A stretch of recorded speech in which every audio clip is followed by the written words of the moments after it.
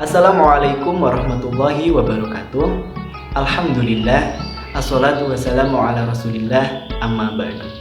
Qala Allah Ta'ala fil Qur'anil Karim, a'udzu billahi minasyaitonir rajim.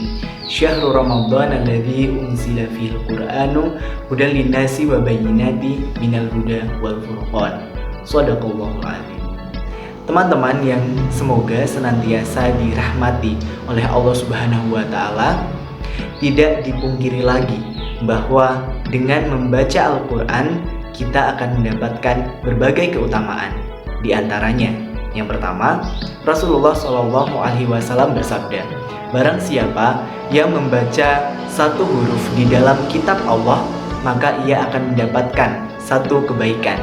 Nah, satu kebaikan ini dilipatkan menjadi 10 kebaikan semisalnya. Hadis riwayat Tirmidzi.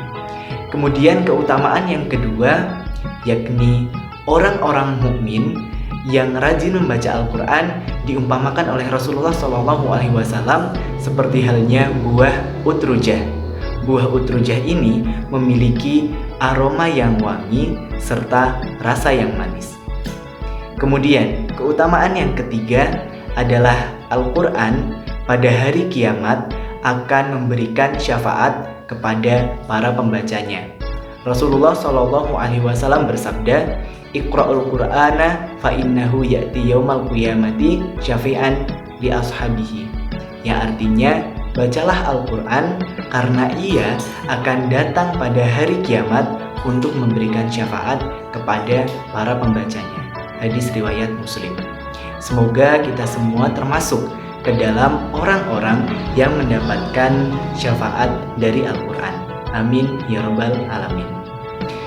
Dan masih banyak lagi keutamaan-keutamaan ketika kita mau menyisihkan waktu untuk membaca Al-Quran. Apalagi seperti sekarang ini sudah memasuki bulan Ramadan, yang mana bulan Ramadan merupakan bulan diturunkannya Al-Quran.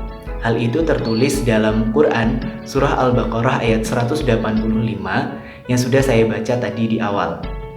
Tentu saja momen ini menjadi sebuah kesempatan untuk kita semakin dekat dengan Al-Quran.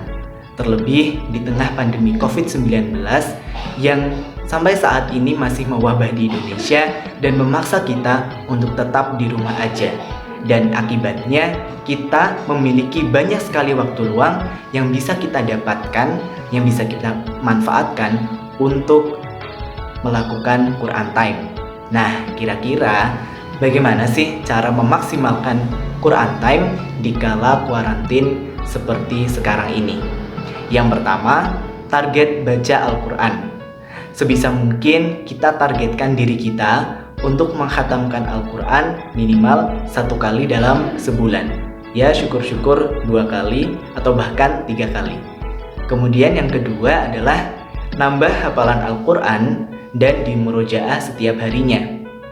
Bisa dimurojaah ketika melakukan sholat tarawih ataupun sholat malam atau ketika melakukan kegiatan lainnya. Kemudian yang ketiga adalah mendengarkan murotal Al-Quran. Jadi buat teman-teman yang mungkin sedang capek, bisa bersantai atau beristirahat dengan mendengarkan murotal Al-Quran. Kemudian yang keempat adalah belajar bahasa Arab. Kenapa belajar bahasa Arab? Kalau menurut saya, dengan belajar bahasa Arab itu sebagai satu upaya kita untuk selangkah lebih dekat dengan Al-Quran, dengan mengetahui maknanya ketika kita sembari membacanya. Dan masih banyak lagi alternatif Quran Time yang bisa teman-teman lakukan di rumah.